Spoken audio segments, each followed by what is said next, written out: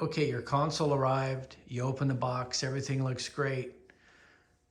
All of the custom options you order like you like, looks really sharp. Eventually you're gonna have to install it. So how do you do that? Where do you start?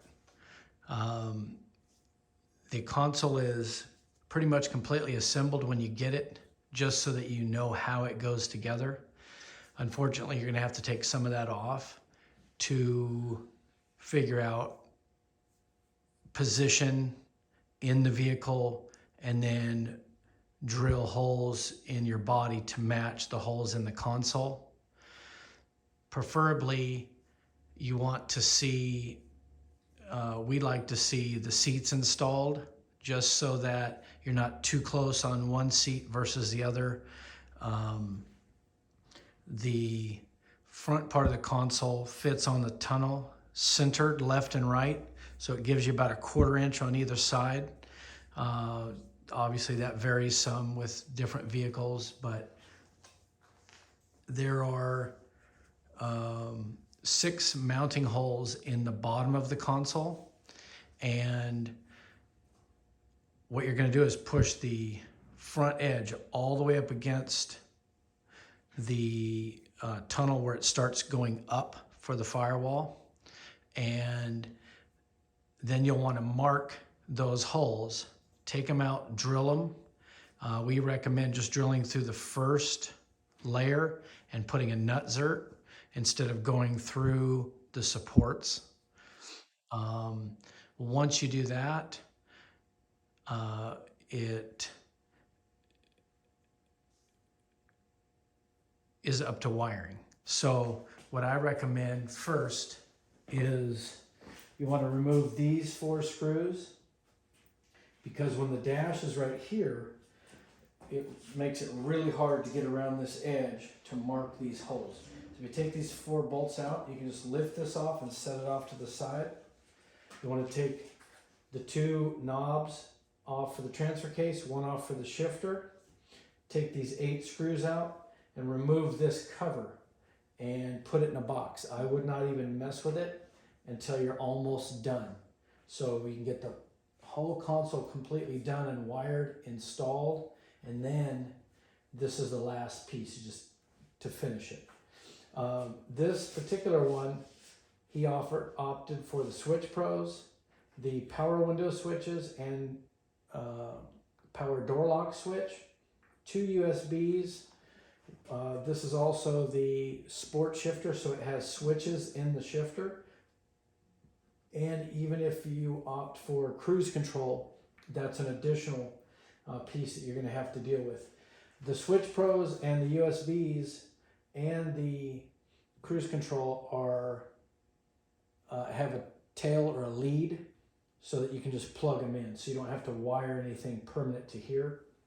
You just set it on, plug the pieces in, and put the screws back in. The cell phone charger is just a positive and a negative. There is a ground stud down here. There's also one up here, so that you can ground that wire, and then all you have to do is run the other wire to a keyed hot or to the back of the ignition, so that it'll be on the accessory circuit. So basically you're just going to lift the lid off, remove the shock, and then pull and remove the lid so that you can install the AC housing later without having to deal with the lid in the way. So once you get this installed, the reason this is not installed when you get it, it literally just won't fit in the box. So there's 4 screws. These are all nut zerted, so all you have to do is screw the screws in from the inside out. So now you've got your 6 screws mounted, you've got your AC housing mounted, and then you're going to install your AC duct hose that goes between the shifters and in here, and then inside this housing plugs in. Inside the console, you'll also run your shift cable from the shifter down through the hole. On low car, it's in the back. On the F-150, it's in the front. Once you get all of this 100% finished, then you'll peel this strip out here that we already pre-installed, so it's already pre-bent for you. Then you'll slip the plastic tub in place, and then you'll install the catch. The catch can't be installed with the tub out because it has to fit in before the mechanism goes in. So once you get the tub installed and the catch, then you can put this trim back on.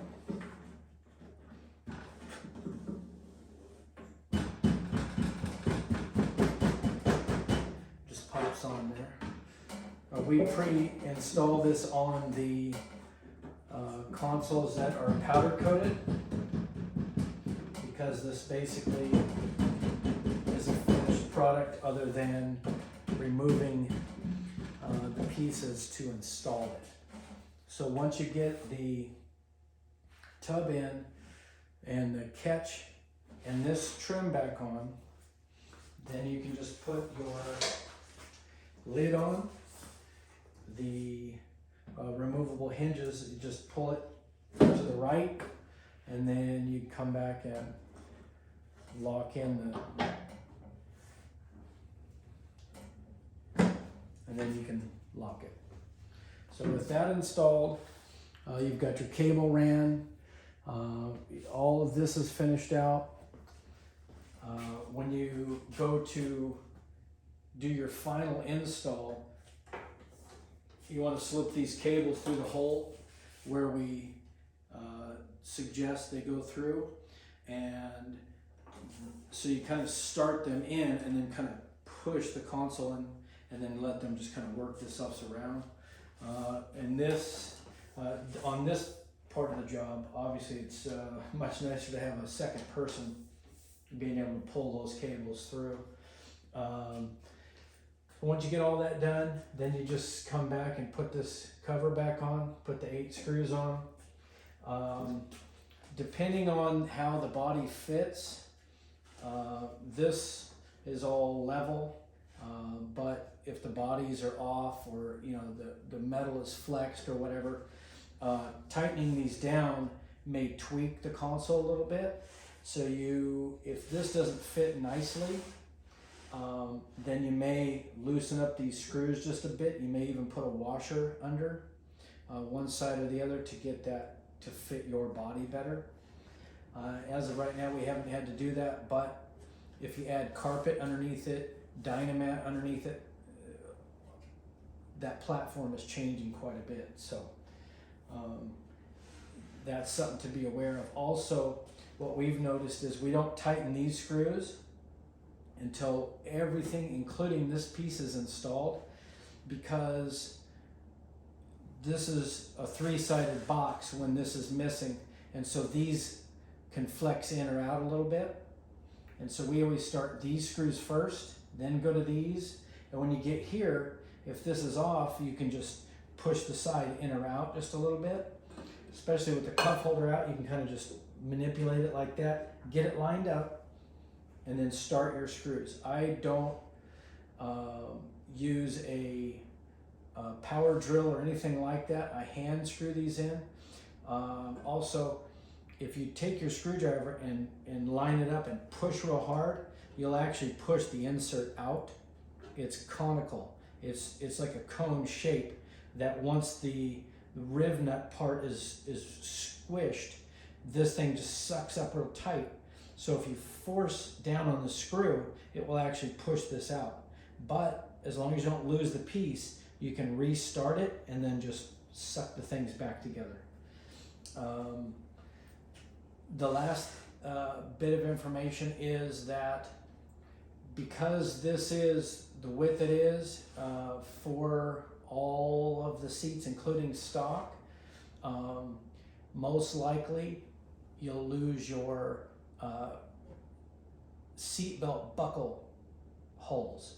So you'll have to come back and re-drill those next to it, and put a large washer, like a body washer, underneath that, so that you don't end up pulling the seatbelt through.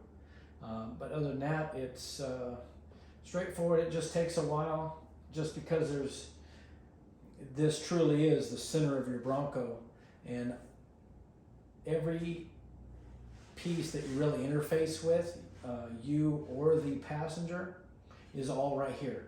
Switches, all this stuff has wires to go with it.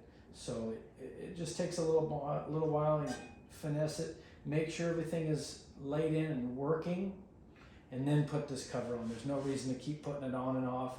The boots do fit, but they are a little snug, so you do need to, you don't want to keep doing it over and over and over.